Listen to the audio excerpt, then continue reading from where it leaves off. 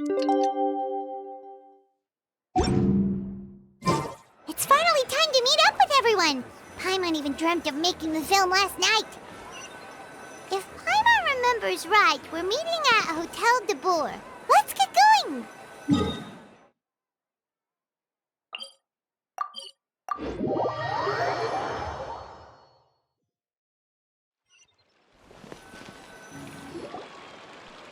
Ayaka! Yoimiya! You're already here!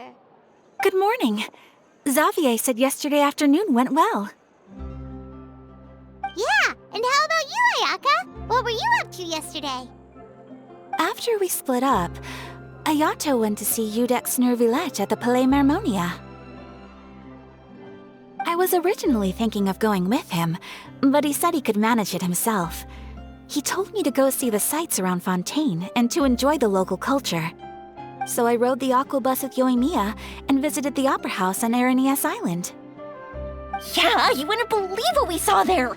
2 mechanical puppets that were dancing together! You've already seen them, right? Yeah, those two! Amazing, aren't they?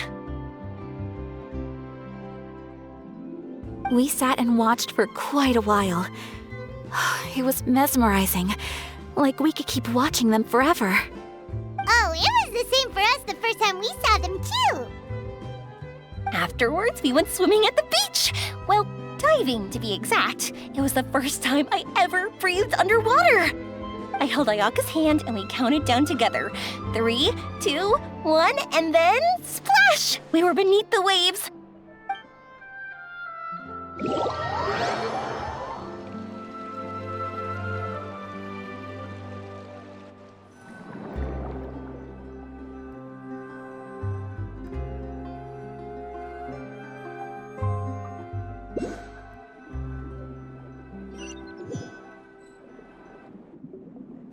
At first, I didn't dare to open my mouth. But once I couldn't hold my breath any longer, I decided to take a big breath in. Turns out the water wasn't as salty as I imagined. It didn't really taste like anything at all. Before I knew it, I was breathing like normal down there. It was an amazing feeling. Ayaka said I was too nervous and needed to loosen my grip. She got used to everything way faster than I did. I knew that the Traveler could do it, so I had no doubt we could do it too. That helped me feel at ease as soon as we dove in. The underwater world in Fontaine truly is beautiful.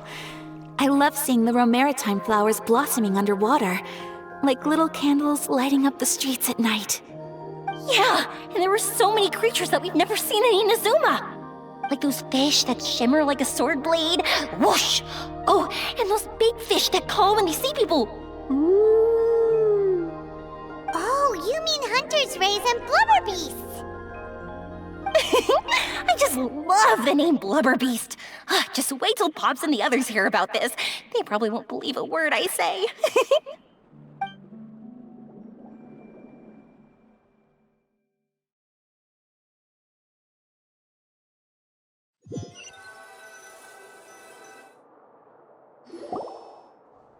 Yoimiya was down there for quite a while. It was dark before we finally rode the aquabus back to the city. I figured she'd want to sleep in today. Yeah, even I was worried that I wouldn't be able to get up. I still felt like I was drifting in the waves when I went to sleep last night. But as soon as I woke up today, I remembered that we'd all be shooting a film together, and I was ready to go. Speaking of the film, where's everybody else? My brother and Xavier were speaking to the restaurant owner about using the place as a filming location. They should be here soon. As for the others, We're here. Please excuse my tardiness. I just finished the Special Patrol's 6-mile morning jog. Wait, 6 miles? I'm so tired. I heard you all chatting, so I decided to come down. I sure could use some of that endless energy everyone else has. Good morning, everyone. Boarding. Can someone fetch me a cup of coffee? More milk, hold the sugar. Sure, I'd be happy to do that for you. No, you can't go anywhere. Please, have a seat over here so I can get started on your makeup. Ugh, the last thing I want is coffee stains on my costumes. I can get the coffee. It's the perfect job for an assistant.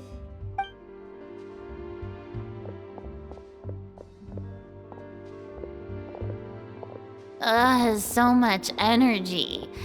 Seriously, what's her secret? Oh, Yoimiya's always like that. But you sure look exhausted, Farina. It's because you're not used to waking up so early, huh? Of course not. I spent the whole night reading the novel from cover to cover, marking sections that either need to be omitted or adapted. Wow, Paimon didn't expect you to be so thorough. Well, I was the biggest star in all of Fontaine after all. It takes more than just a pretty face to earn a reputation like that.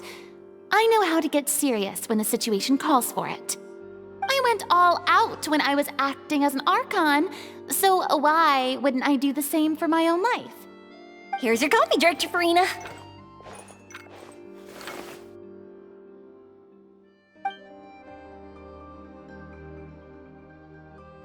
Oh, thank you. The sound of being called director and the aroma of coffee feels almost as refreshing as hearing the birds chirping in the morning. Ah, it seems everyone has managed to arrive on time. We've reached an agreement with the restaurant owner. We are free to use the second floor to shoot our film. Really? That's great! He is really looking forward to our film and hopes that providing his restaurant as a filming location will attract more customers. Well then, Mr. Xavier, I'll leave the rest to you. Okay, thanks. First, I'd like to introduce our new members. This is our prop manager, Veronique. She'll be in charge of all the film's props and items. And this is Bonneau, our lighting technician. He'll be in charge of lighting and illumination to set up each scene's atmosphere. Wow, sure feels like we have some real professionals joining the crew now. First of all, please allow me to first express my sincerest gratitude to everyone in the crew.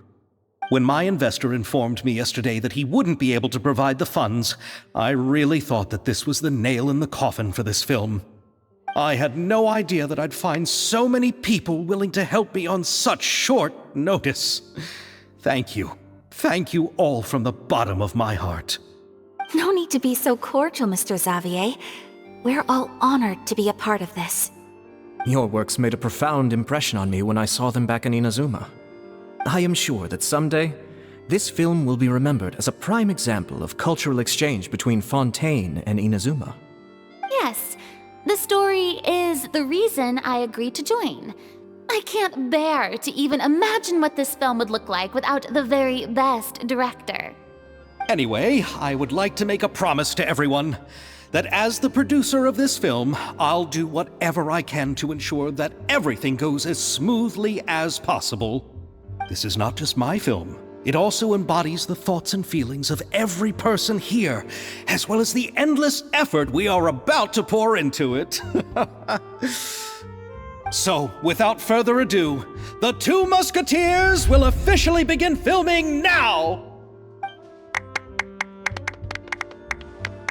You may take it from here, Director Farina. All right, listen up, everyone.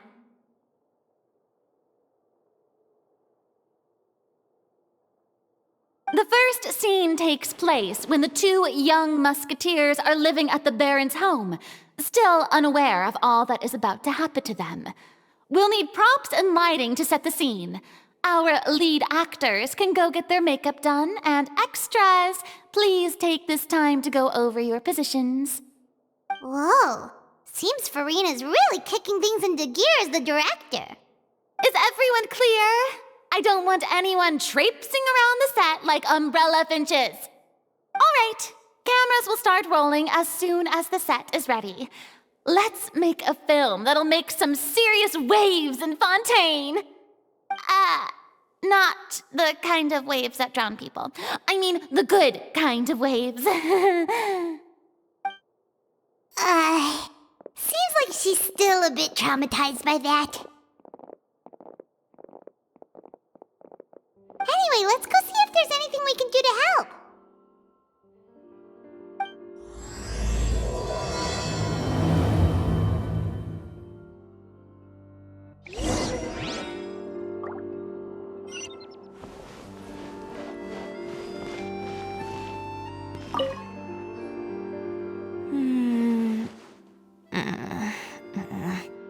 Ayaka has mentioned you to me before. She said that you two were great friends when you were kids. No talking. I'm thinking about how to do your eyeshadow. Ah, yes. To help me really look the part. To achieve a more young and naive look for this scene. Are you saying the wrinkles around my eyes are too deep? You just have too much of a calculating look in your eyes. You sure don't mince your words. It seems you really haven't changed much. Quiet.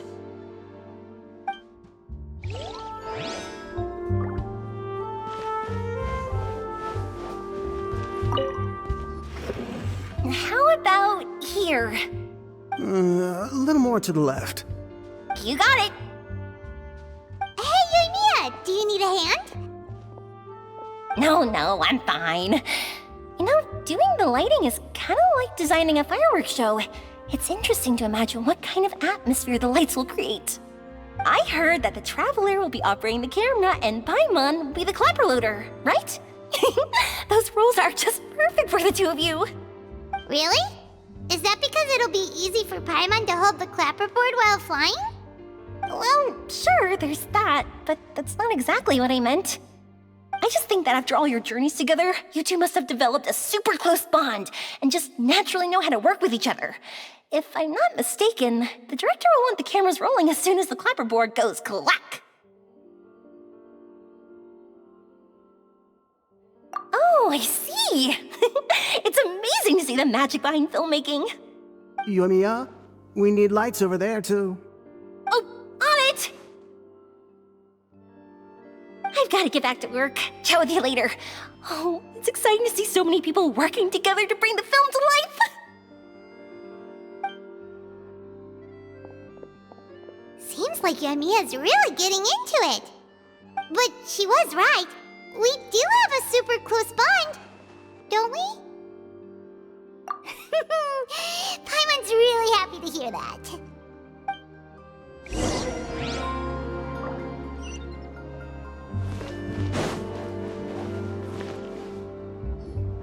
So, this is a real musket? No, it's just a prop weapon. Not bad. Have you seen a real musket before? Only in books and newspapers. I made this one based on the relative shape and proportions I saw in reference images. When we're filming, some special gunpowder will be applied around the muzzle, which will help create the flash and smoke effects of a real gun being fired. Which means it'll be up to the actors to portray the recoil. That's right. The sound effects for gunshots will also be added in post-production. Thank you, Veronique. I think I know where to start now. However, the musket's gears and firing pin could still use some work. Adding some wear on the metallic components will make them appear more realistic. Also, be sure to rub the muskets with some oil each time before we start shooting. That'll give the impression that the firearms have been well maintenanced. Good point. You seem to know a lot, Miss Chevres. I assume you use these types of firearms on a regular basis? Yes, I perform routine maintenance on my weapons every day. Just like we as people need to eat and sleep, muskets need to be cleaned and maintained. I also perform similar care for my sword every day, and familiarize myself with its shape and weight, to the point where it feels like a natural extension of my body. Yes, this way, our weapons will never betray us in the heat of battle. Yes, well said. It seems we have the same philosophy on this topic. Oh, sounds like they found a common interest to talk about. Though these props differ from the muskets I use, I can still give you some pointers. Good. I look forward to your instruction. First and foremost, never point the weapon at anyone, regardless of whether it's a real or prop weapon or whether you're holding it or it's on the table. This holds for any time when you're not actively engaging an enemy. Okay, understood. When aiming the musket, extend your arm so that it's level with your shoulder, and use your eye to look down the weapon's sights. Like this? Not bad. Now, try saying your lines. This is the end of the road for you. Good. Now turn your body a little. That way, you'll give your enemy less of a target to work with. And relax your shoulders. Here, allow me to demonstrate. This is the end of the road for you. Huh. Excuse me, Miss Chiori.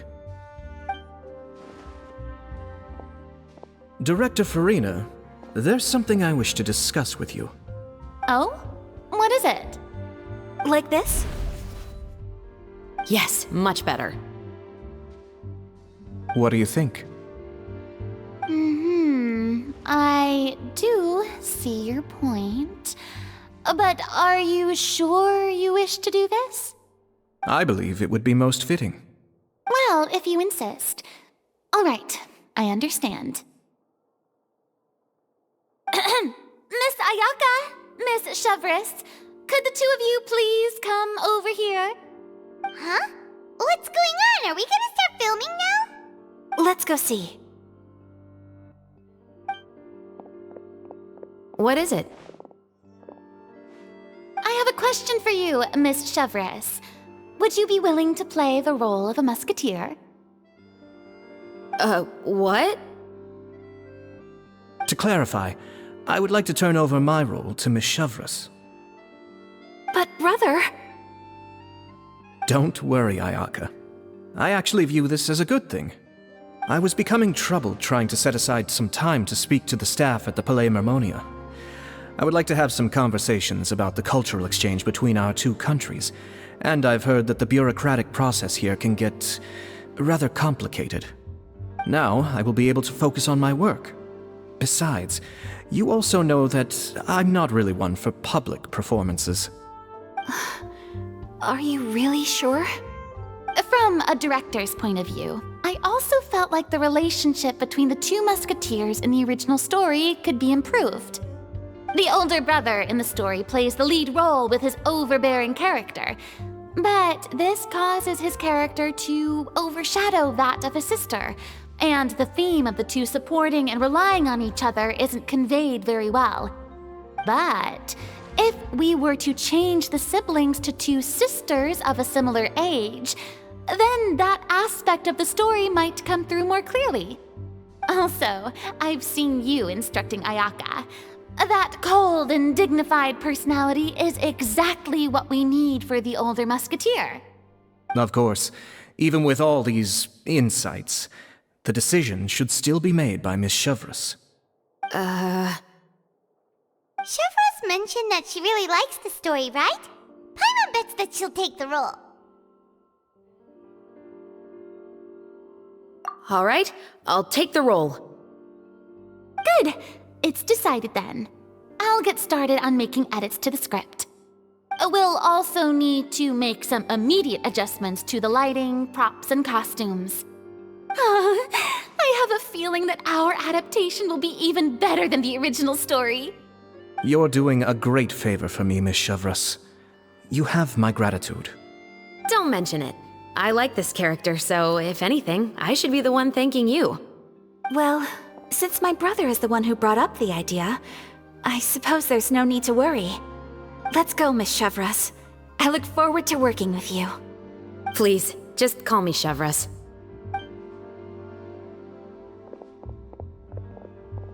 Seems like you're really going out of your way to solve the problem I was having with your makeup. Surely you jest, Chiori. I assure you that I was mostly motivated by a desire to spend more time on formal business. Oh, come on, you really think I'd buy that? According to what I've heard from Ayaka, her brother is someone who can juggle 10 different matters at the same time. I'm sure you have other reasons for backing out. Perhaps. Ayaka always said she wanted to go out and see more of the world, just like the Traveler.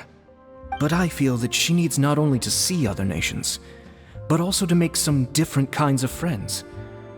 I think it would be harder for her to make new connections with me constantly by her side. I would like to give her some space. All right, go on. Spoil her some more.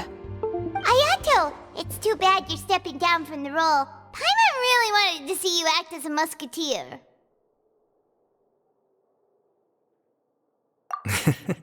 No need to poke fun at me. I'd wager that you also felt that I wasn't the best candidate for the role. It's a little hard for Paimon to imagine you saying those lines. Yes, I've made an appointment to meet some people from the Palais Mermonia. Now, I will have some more time to prepare. Traveler, get the camera ready. Paimon, get the clapperboard. Actors, to your positions. We're about to start shooting the first scene. Go on now. And please take good care of Ayaka. Yep, don't worry. Thank you. I look forward to seeing the film when it's finished.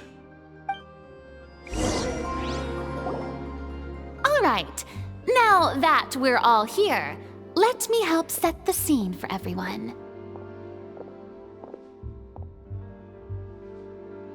The first scene takes place when our two main characters are still living at the Baron's estate. They've been ostracized and verbally abused by others in the household, but they still have no idea why.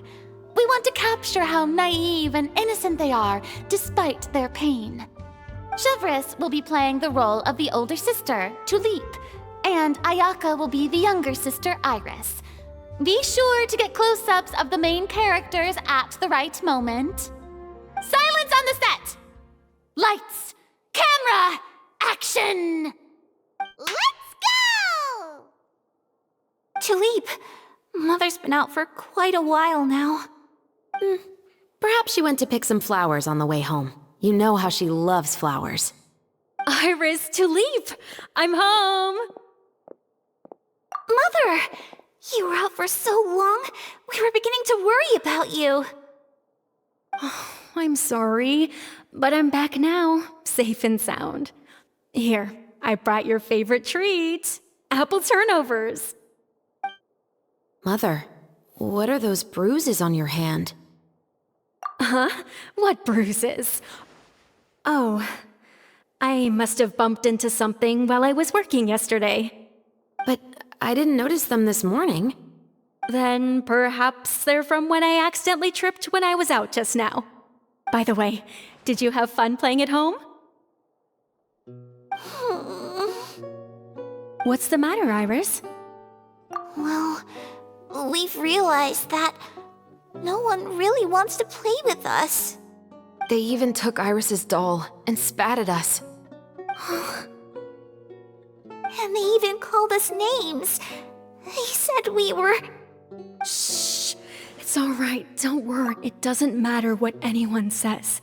Don't listen to them. No one can define you with such words. You both have wonderful lives ahead of you. Just like your names. You will both blossom like beautiful flowers.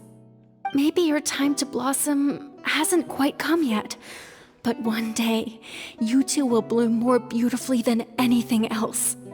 Don't let the soil you're in now ruin your future beauty. Understand? My dear daughters. And cut!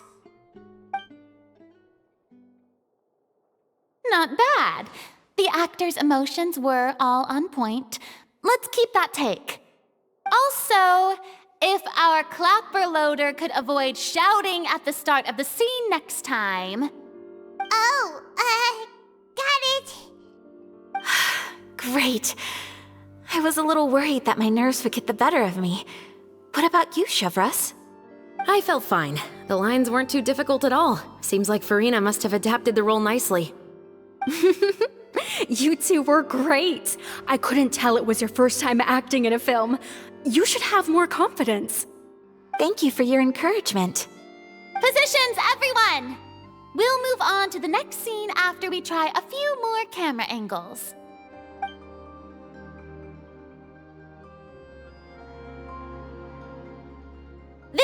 scene is when our two characters return home, only to discover their mother has been murdered. Ready? Lights! Camera! Action! Mother, we're back! Mother?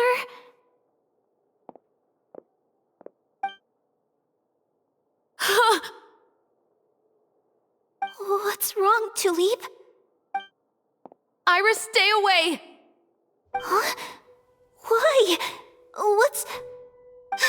Mother! Mother... She's... Huh? There's poison in this cup. Huh? I could have sworn I've seen this kind of cup before.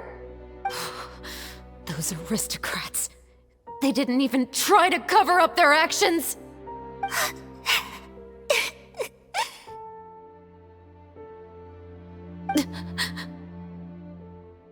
Iris, we need to leave this place. Leave? But now that Mother is gone, where can we even go? Anywhere. All I know is that we can't stay in this house. But are we just going to let them get away with this? We'll have our revenge, I promise you. Just not right now.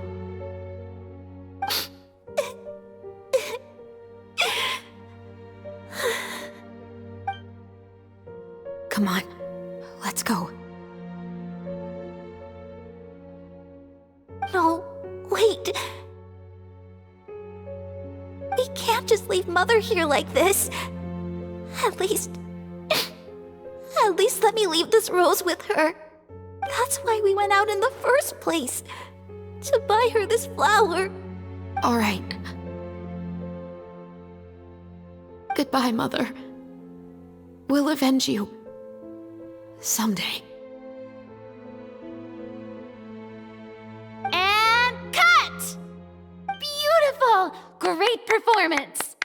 Oh my, you're so amazing, Ayaka! And were those real tears I saw? How did you do it? I was surprised too. Thank you for the kind compliments. Actually, as soon as Director Farina said action, I told myself not to think about anything. I just felt the weight of the moment and became the character. It's quite similar to practicing the art of the sword. You clear your mind and focus only on what's happening in front of you. Ayaka's performance was amazing. Have I discovered an acting prodigy? Pipe down, everyone! We need to move on to the next scene!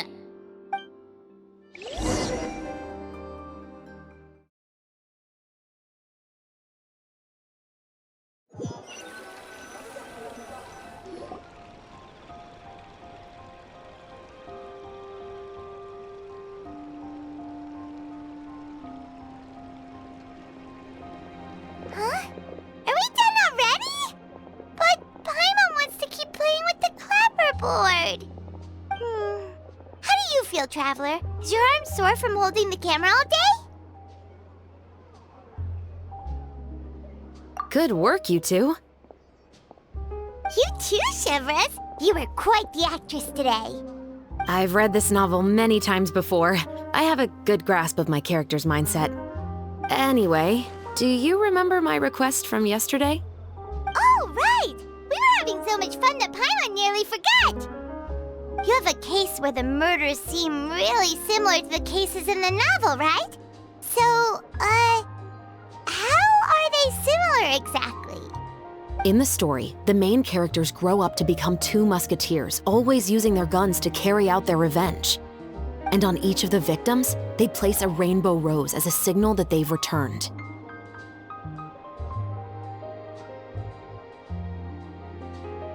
Yes, that's correct. We found rainbow roses just like in the novel. Seems like you're connecting the dots now. Oh, that does sound pretty concerning. Especially after seeing the script today. Oh, now Paimon can't stop wondering what kind of ulterior motive the murderer might have. What do you think, Traveler? You're smart. Paimon wants to hear your thoughts. Good. On behalf of Fontaine's Special Security and Surveillance Patrol, thank you for your dedication to justice. There's no time to lose. We should start investigating right away. Follow me. Huh? Right now? But we just got done filming all day. Paimon's so tired. The most valuable intel always comes after nightfall. They are like small, remote islands in the middle of the sea. If you don't stay vigilant, you will pass right by them in the fog. That's how one of my favorite books always puts it, at least. So, where are we going right now? Let's start by checking out some workshops that sell mechanical components. If the culprit is making their own weapons, it's very likely that they'll visit those sort of places.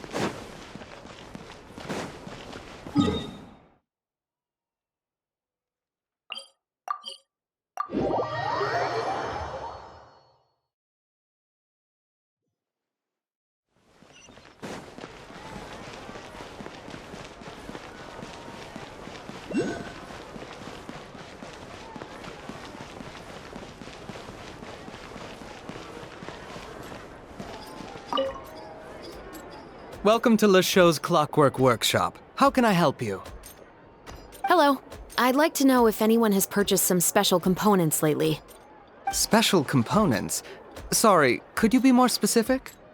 I mean the kind of components that aren't typically used for clockwork toys, but for firearms. Huh? For firearms? No, we don't sell those sort of things here.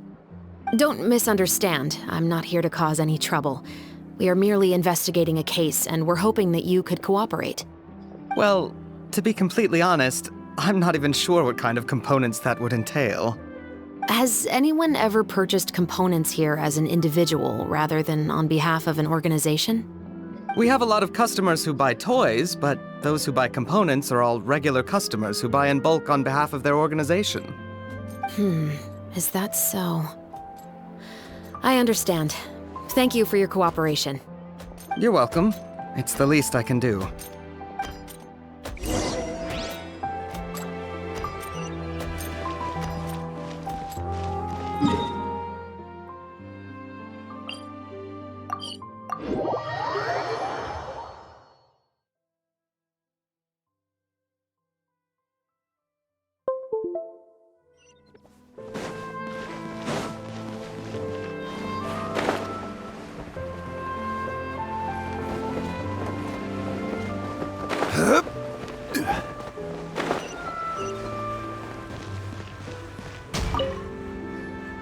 Oh, hey, Chevris. Run out of oil for your musket again? Hello, Estelle. I want to know if anyone has come to your shop recently to order some firearm components. Oh, is this another case? Let me think. I don't think so. Some people have requested that I make some prop guns for the Fontinalia Film Festival, but I refused all of those requests. Oh? Why's that? Because there's no profit! I only make things here that can do some real heavy lifting. I don't have the energy to make some new molds just for the festival. Then has anybody come specifically looking for mechanical components? Well, I usually sell off my scrap to the Fleuve Cendre. I don't typically give them to one specific person. I understand. Thanks for your cooperation. Don't mention it. Always happy to have the Musketeers' patronage. Seems like we haven't found any leads to go off yet. Yeah, unfortunately. All right, let's head to Fleuve Cendre next. Huh? Are you sure? People might not be so thrilled to see the captain of the special patrol there. You think so, huh? Then I guess you don't know. Huh? Know what? That I grew up in Fleuve Cendre.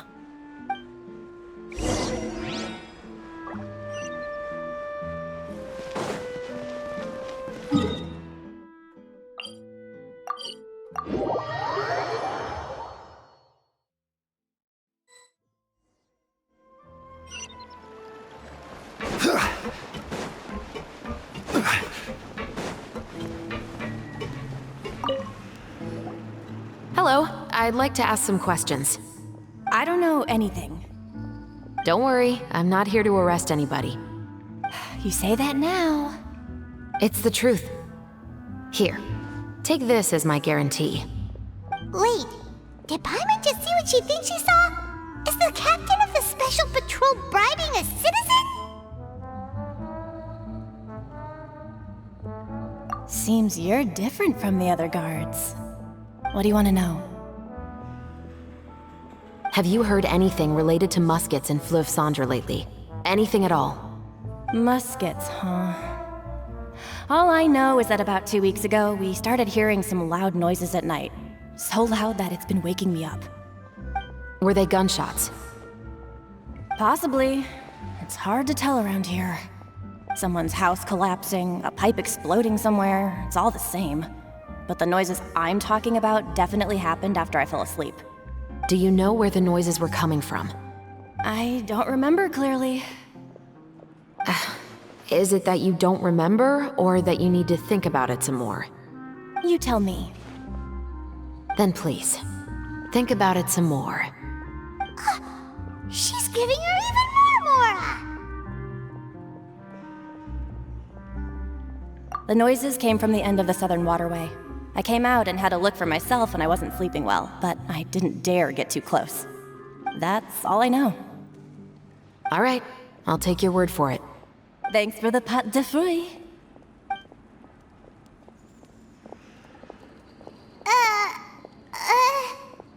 No need to be surprised. I grew up here, remember? I know how to get people around here to talk. My apologies, I'm all out of sweets. Though I do have some other tempting snacks in my custody. Fries, fried chicken, and even onion rings. But taking care of junk food is my responsibility. You're better off sticking to your normal, nutritious diet. Now then, let's keep going.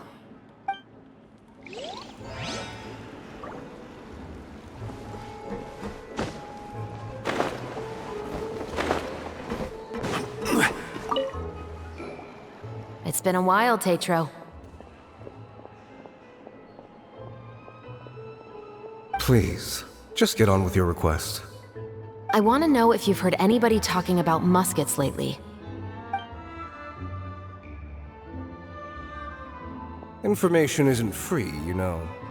I've heard that bandits have been extremely active in the countryside recently, and they've been affecting the delivery of goods to Poisson. I can allocate some more manpower to help out with that problem. What do you say? You're still as helpful as ever. One of our men got drunk at dinner about a month ago and lost his gun.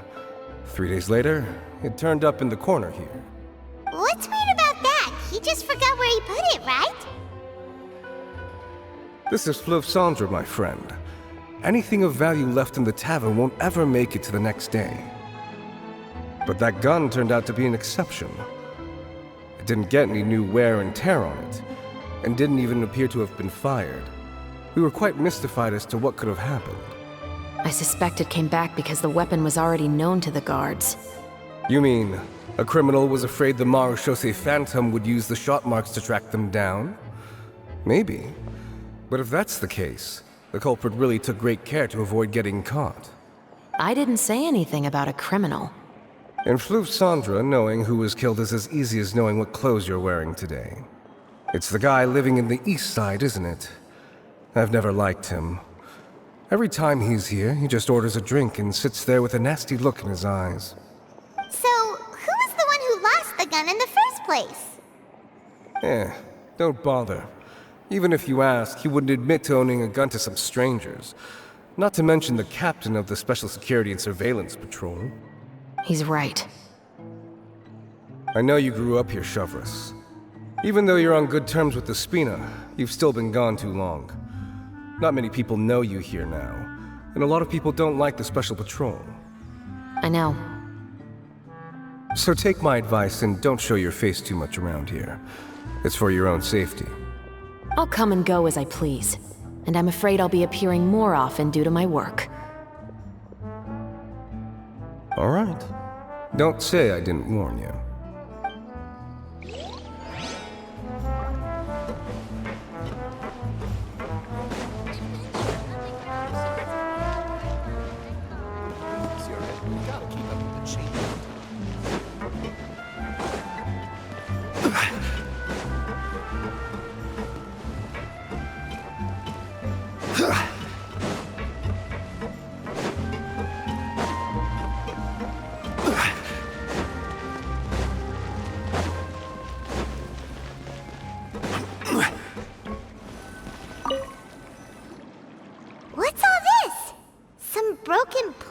and barrels, as well as some liquor bottles?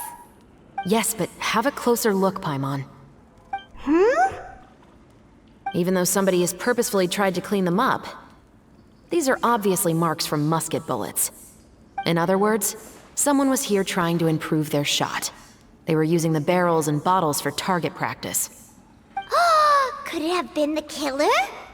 Your guess is as good as mine. Although many people at Fleuve Cendres own guns, few hide the fact from others. And even fewer would go to such lengths to hide markings from practice shots. Anyway, let's go. There might be more to this.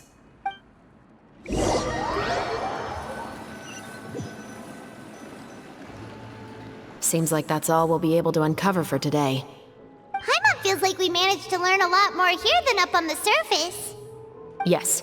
Assuming that everything we found is indeed connected to our suspect, then their timeline was probably something like this.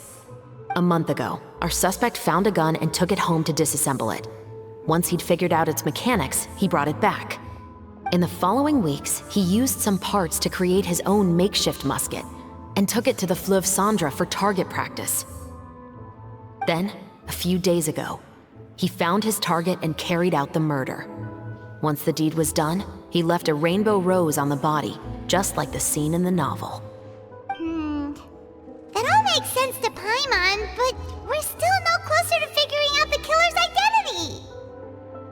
The deceased was a resident of Fleuve Cendres. It's said that he was a poor, solitary man. Yeah, that's also something I'm trying to figure out. If we are indeed following the novel, and there's a story behind the murder, then this murder should be an act of vengeance. But according to our investigation, the deceased didn't have any enemies. He was no saint, but no one's heard of a rival who hated him enough to shoot him dead, much less care to leave a rose on his body. What message is the killer trying to convey, and to whom exactly? We've thoroughly investigated that possibility. He claims to have spent the whole day at the Opera House on the day of the murder, and the staff there have confirmed his account. Okay, so he has an alibi. Not only that, he lacks a credible motive as well.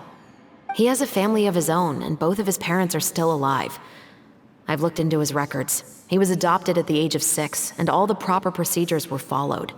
There are also records of him at an orphanage before then. In the story, the mother of the 2 musketeers was murdered after the children turned 10. Of course, he could have changed the children's ages, but I don't want to assume anything without evidence. More importantly, I've also had a chat with him in person. He didn't seem like the kind of person who would pull the trigger to kill a man. Then, what should we do now? We have all this new information, but it doesn't help us move forward. Investigations take time. I didn't expect us to catch the culprit in just a single day. How about this? Let's spend the next few days filming with the crew. We can continue the investigation once we're done with the film. I'm sure that given time, new leads will present themselves. Wait, but weren't you saying intel is like small, remote islands in the middle of the sea just a moment ago? Wouldn't you just miss them if you were to stop looking? Ah, but the book had more than one reference to the islands, Paimon. Oh? What else did it say then? As long as you spend enough time sailing through the fog, you'll eventually come across an island.